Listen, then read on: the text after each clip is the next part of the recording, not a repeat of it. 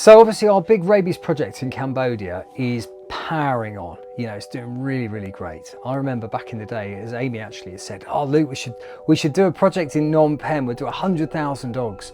And I thought, oh crumbs, we'll never manage that, Amy. But we had a go. We got 75,000 the first year and then knuckled down for the second year, and we did 230,000 dogs in 12 days. It was so cool.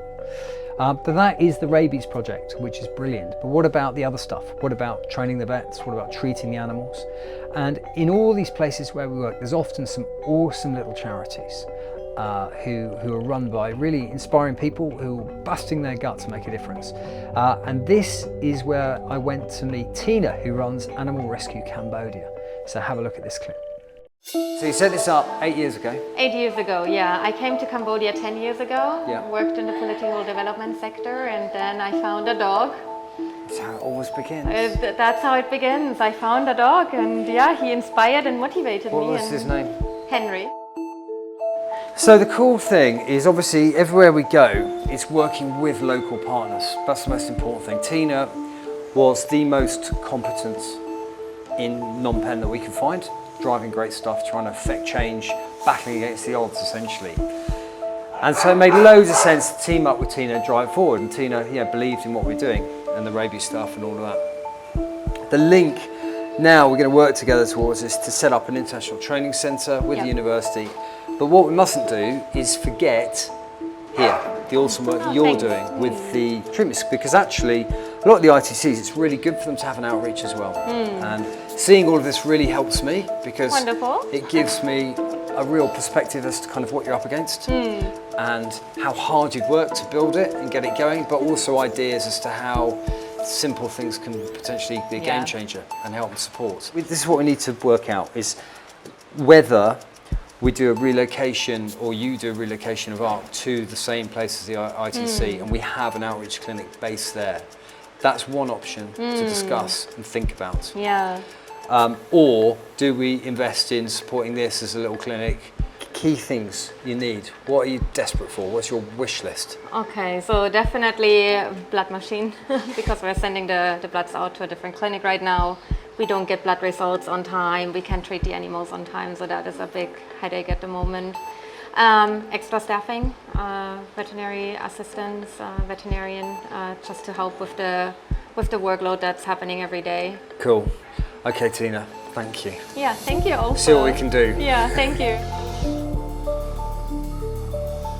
We're big cat fans at home. We've got 4 dogs. Oh wow. But we've got 2 rescue cats as well. I can't believe you weren't going to show me this bit.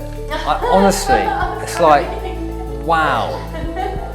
It's like downstairs is great. You're working so hard, but it's so tight. It's dark. You know, there's dog after dog. There's surgeries going on. It's all like dry.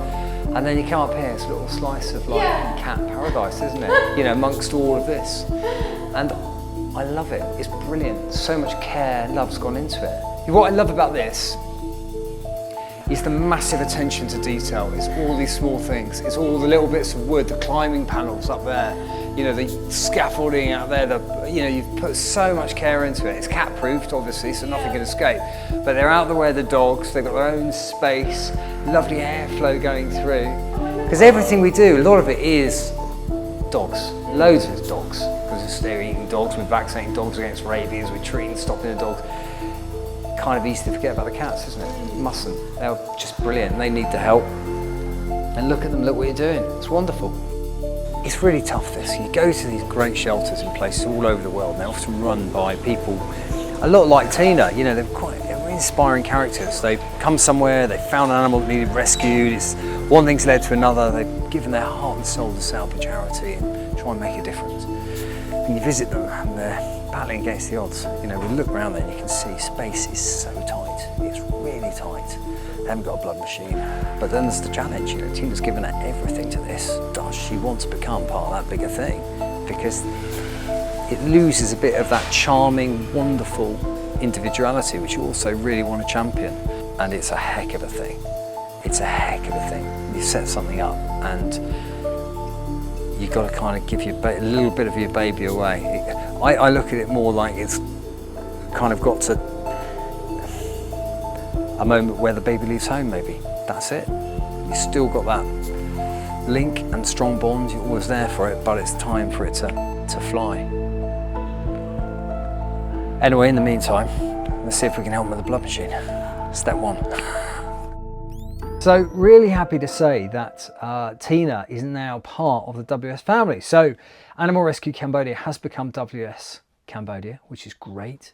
It's still run by Tina and a team, it's still Tina's thing, but the idea is we've got this really strong alliance and partnership now. So we're going to build a new international training centre in Phnom Penh, supporting all the vet students, training, learning to be vets in the country. And we're going to be developing Tina's centre so it can do even more stuff, you know, help with blood machines and all these kind of things there, and build up that capacity in country. It's just awesome. It's so much fun, you know, building these projects and building the team. That's the key thing. It's only possible with that strength and unity and people working together to make that sort of difference. You know, it's really cool. Anyway, look, come back next week and I'll be talking about the amazing work of the team in Goa, the Hick Centre. They did over 7,000 rescues and sterilisations last year, the guys there. Awesome team. So like, subscribe. See you next week. Rock on.